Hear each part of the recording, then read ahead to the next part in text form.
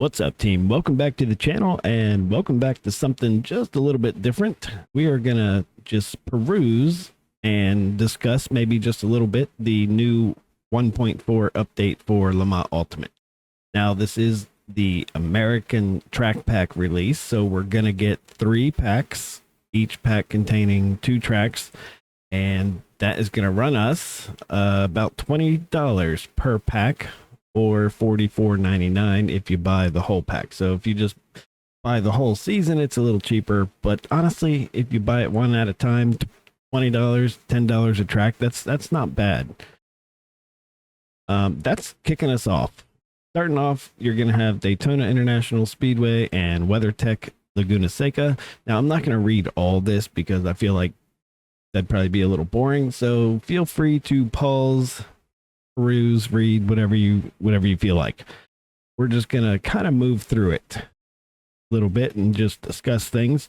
Down here, Protest Live Stewart in version 1.2. I told you that the badges and Live Stewart we shipped were a foundation for the future. In 1.3, we started capturing the intentional wrecks in an easy to view format for human admins that allows them to review an incident in seconds rather than minutes. In fact, since 1.3, over 4,500 temporary bans have been issued using that system.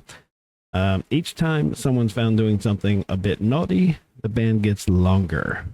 I totally agree with that. Like, the racing service is only as good as the worst driver. You know what I mean? And you can be in a race and have just a bunch of dirty drivers, and it's just no fun. Nobody wants to do that.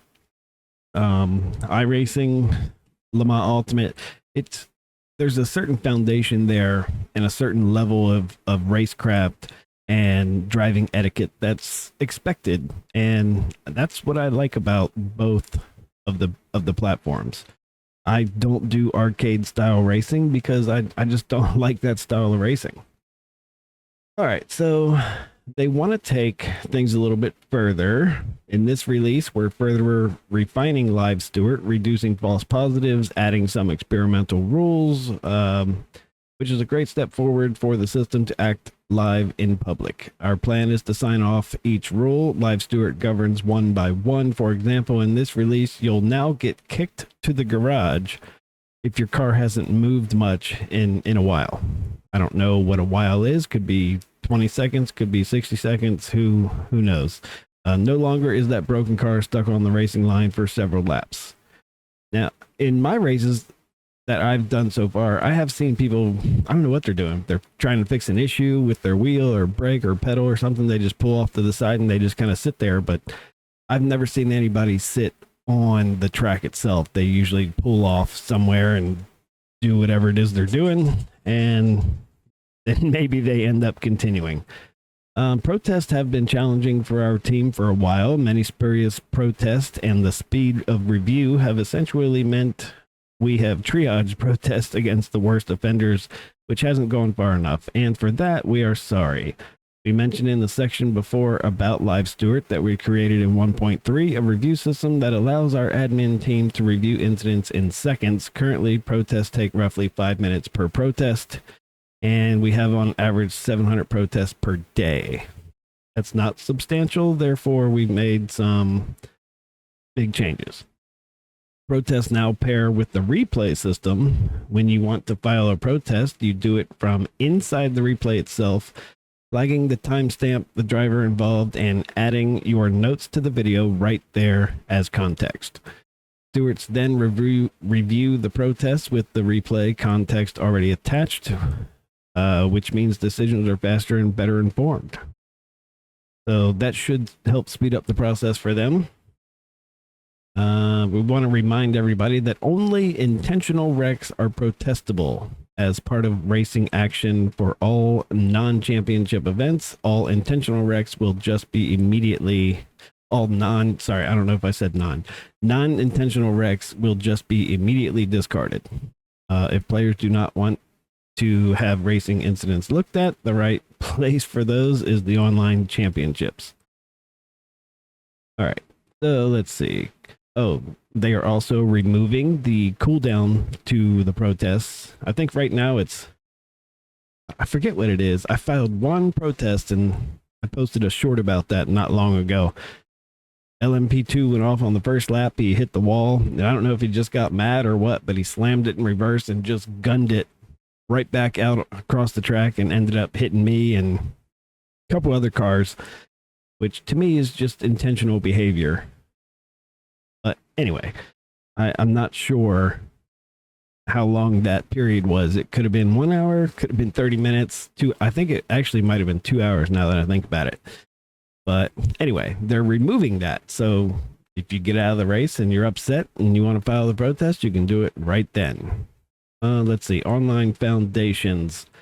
On the subject of investment back into the product, 1.4 is also the release where we have built the platform that sits underneath everything online: driver swaps, championships, daily racing, hosted servers, race control.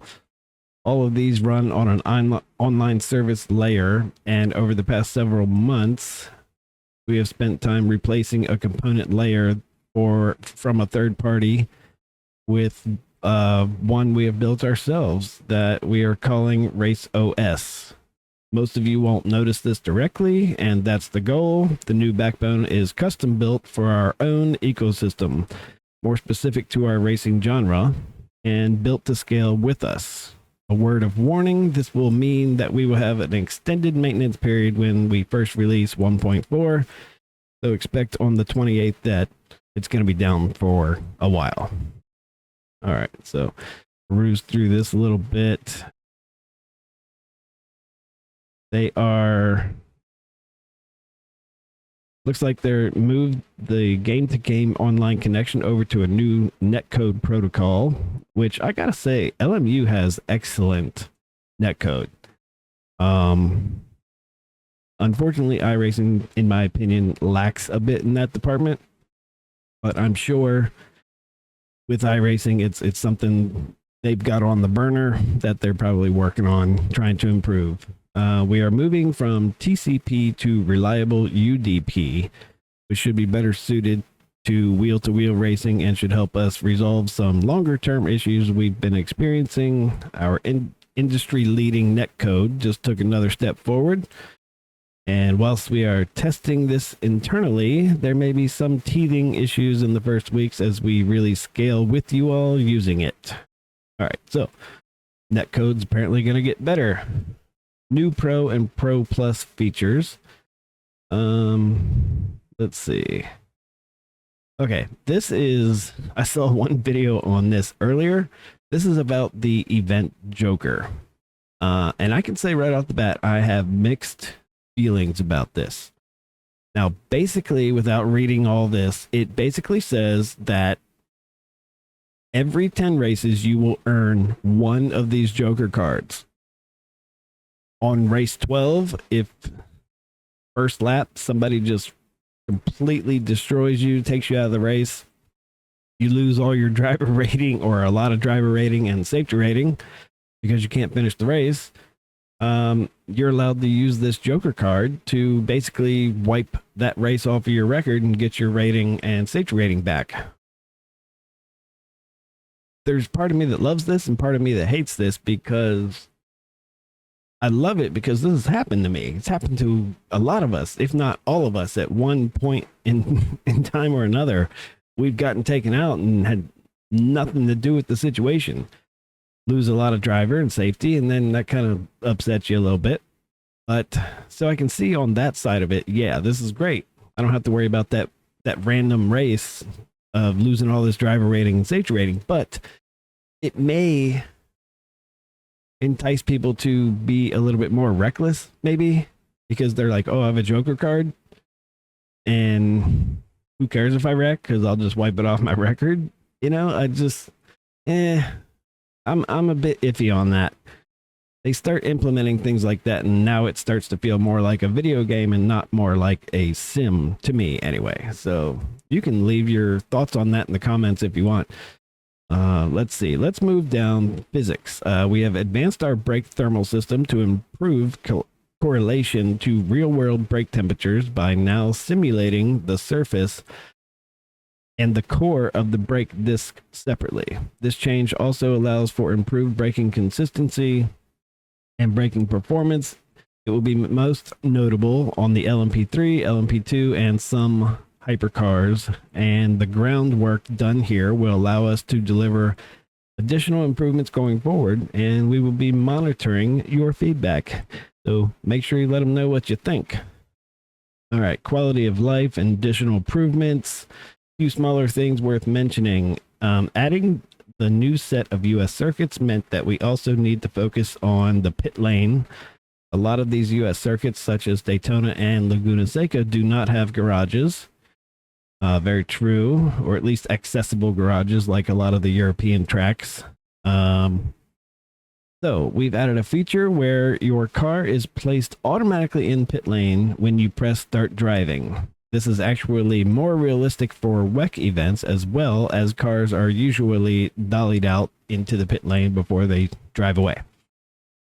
All right, you will also find that you are asked to move into the fast lane in the pits. I'm assuming that's the far left side. It is, which is far left side of the pit lane as soon as possible. Otherwise, you'll get a penalty. No more hanging around wherever you like in the pits. So don't do that anymore. We have also pushed the final 2026 car updates. The Alpine and Cadillac Joker upgrades have been modeled and are now available in game. Nice. All right, going down here, they've added Brazilian Portuguese as a language. And what's next? More season pass packs are to come. We're expecting late Q3, late Q4 for these next two packs. We are continuing to invest in online experience, building on the new platform foundations we have put in place this release. There's more to come on that front. So there you have it, guys. I tried to just move through that as quickly as possible, give you the gist and not read everything word for word. Let me know in the comments what you think. Personally, obviously I live in America. I live in Florida. I love Daytona. Laguna Seca is just a great iconic track. I'm happy they kind of started us off with those two. Hopefully we'll see Road America, Road Atlanta. Let's see. There's other good ones. I mean, there's so many good tracks. There's Mid-Ohio, there's BIR. I mean, they're all great, but I assume they're going to stick with our major tracks that we have here in the US. But let me know what you guys think. Hopefully you enjoyed that. I will catch you guys next time.